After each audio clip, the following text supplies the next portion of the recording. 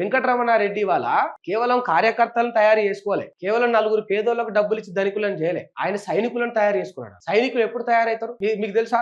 ఒక వ్యక్తికి సైనికులుగా అక్కడ ఉన్న కొందరు సమూహం, కొంత గుంపు, కొంత వర్గం ఎప్పుడు తయారైతే సైనికులుగా ఎప్పుడైతారు? ఒక రాజు నిండు గుణంతో వాళ్లకు ఎంత చేయాలో అంత చేస్తే కామన్ మ్యాన్స్, సామాన్యులు కూడా సైనికులుగా తయారయ్యారు. కామారెడ్డిలో వెంకటరమణారెడ్డి అది చేసిండు. కబ్జాలకు వెంకటరమణారెడ్డి సిద్ధపడడు, కబ్జాలు అటువంటి చెత్త పనులు చేయడు అనే దానికి ది ఓన్లీ రీజన్ అతని యొక్క ప్రీవియస్ వర్క్. రోడ్డు వైండింగ్ లో తన సొంత ఇంటిని కూడా కూల్చుకున్నాడు, కబ్జాలు చేసిండు అంటే ఇక్కడ కాంగ్రెస్ కార్యకర్తలు కూడా నమ్మట్లేదు. ఇవాళ కాంగ్రెస్ నాయకులు కూడా నమ్మరు.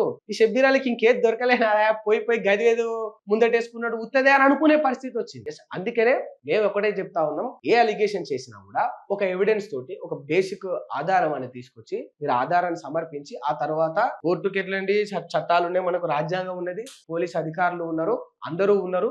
దాన్ని మీరు చట్టపరంగా ఎట్లా వెళ్ళి ఏం చేయాలో చేయడానికి స్కోప్ ఉంటుంది. నిజంగా కబ్జా జరిగి ఉంటే కేసు ఫైల్ చేయొచ్చు కదా, ఆర్డీఓకు కలెక్టర్ కు సమర్పించి వెంకటరమణారెడ్డి మీద కేసు ఫైల్ చేసి జైల్లో పెట్టించే ప్రయత్నం చేయొచ్చు కదా కబ్జా జరిగి ఉంటే. అది ఇంకా షబ్బీర్ అలీ యొక్క పొలిటికల్ కెరీర్ కి ఇంకొంత బూస్టింగ్ అవుతుంది కదా, కంబ్యాక్ ఇచ్చినట్టు అవుతుంది కదా. మరి అలా ఎందుకు చేయట్లేదు? చర్చకు రమ్మన్నాడు, మొత్తం వేల మందిని వేసుకొని ఎందుకు పోతాడు? ఒక్కడే పోవాలి కదా, సింగిల్ గా. నేను ఒక్కనే వస్తున్న చర్చకు, చర్చ పెడదాము అని ఒక లైవ్ టెలికాస్ట్ చేస్తూ వెళ్ళొచ్చు కదా. ఉద్రిక్తమైన పరిస్థితిని, ఒక వాతావరణాన్ని క్రియేట్ చేయాలనుకోవడం ఏంటి? ఇదంతా కూడా దీని వెనకాల ఉద్దేశం ఏంటి?